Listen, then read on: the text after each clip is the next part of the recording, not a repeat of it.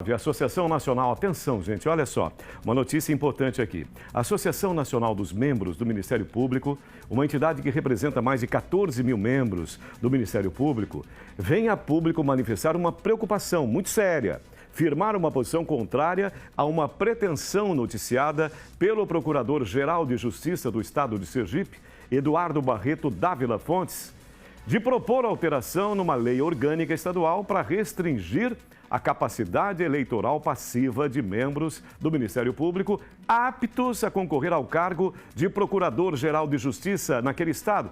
Mas em que implica isso, esta questão tão inquietante? Sobre o assunto, a gente conversa agora com o Nilzir Soares, presidente da Associação dos Promotores de Sergipe.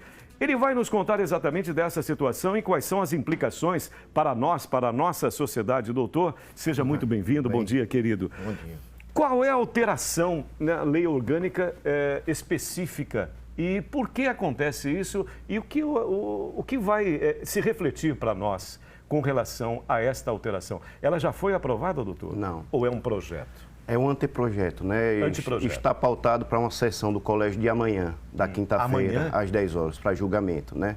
Nós temos nesse projeto uma alteração muito radical da nossa lei orgânica, no que se refere à capacidade eleitoral passiva dos membros do Ministério Público.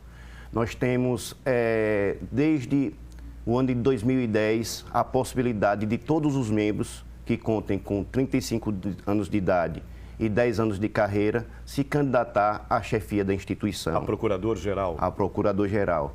Isso foi uma abertura democrática da nossa instituição e de lá para cá nós tivemos significativos avanços institucionais, administrativos e funcionais. Então a Associação Sergipana do Ministério Público vem aqui firmar uma posição claramente contrária a esse projeto, porque ele restringe para procuradores de justiça, que é do universo de 134 membros, são apenas 14, e para os colegas que estão no primeiro quinto da carreira, promotores. De 120 promotores, apenas 17 membros. É uma restrição que não tem paralelo em quase mais nenhum estado do Brasil.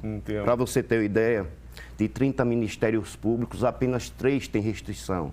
E em nenhum estado houve retrocesso. Em todos os outros, isso não aconteceu. Agora, me diga qual a razão. Existe uma justificativa para essa mudança, essa provável, tomara não aconteça, pelo que o senhor está me expondo, esta provável alteração na lei orgânica. Qual é a justificativa? Por que isso? O que isso vai mudar? Essas justificativas, acredito que possam ser melhor esclarecidas pelo próprio Procurador-Geral, que é o autor da proposta.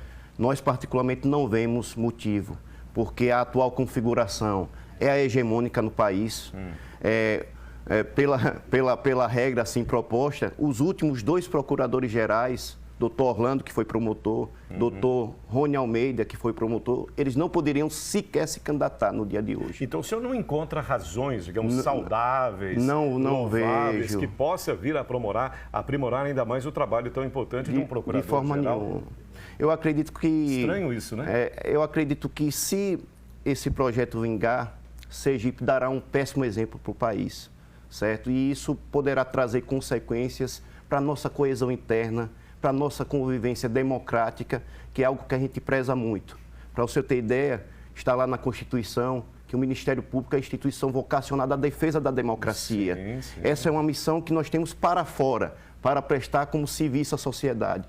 Como é que nós não podemos vivenciar a nossa democracia? E, aliás, doutor, eu acrescentaria o trabalho que vocês têm realizado de tempos para cá. Eu sou um veterano em jornalismo. Eu diria, é uma coisa impressionante. O que avançou. Agora, o que eu entendo é assim, é botar chifre bem no popular. Chifre na cabeça de cavalo. Doutor, para a gente encerrar, a função do Procurador-Geral, a importância dele para que nossa audiência possa entender melhor. O Procurador-Geral, ele chefia a nossa instituição. Ele tem funções administrativas, ele é responsável, por exemplo, por desencadear concurso público para provimento de cargos na nossa instituição e tem funções também na atividade fim. As autoridades mais graduadas no nosso estado são investigadas e processadas pelo Procurador-Geral. Então, assim, é uma função importante. O Procurador-Geral é o nosso líder. É o chefe? É o chefe da instituição. E todos nós, como membros da instituição, que preenchemos os requisitos, que são de 10 anos de carreira e 35 anos de idade, que é o padrão para para o acesso a todos os cargos. Por exemplo, para ser ministro do Supremo é suficiente apenas 35 anos de idade. Nós tivemos, Sérgio, para você ter ideia, um promotor de Sergipe que foi membro do Conselho Nacional do Ministério Público, o órgão máximo que exerce controle externo sobre o Ministério Público no Brasil, e ele foi corregedor nacional do Ministério Público. Ele tinha a prerrogativa de fiscalizar todos os procuradores gerais no país. E ele era um promotor de justiça de Sergipe. Saiu do cargo agora e, por essa regra, não poderia ele sequer ser candidato a procurador-geral. Mas eu tenho esperança que essa eleição, essa votação que vai ocorrer hoje, seja uma eleição que possa nos beneficiar. E tomem juízo as pessoas que forem votar hoje à noite. Obrigado. Né? Um grande abraço, doutor, e tudo de bom. Muito obrigado pela presença, doutor Nilzir. Vamos lá, gente.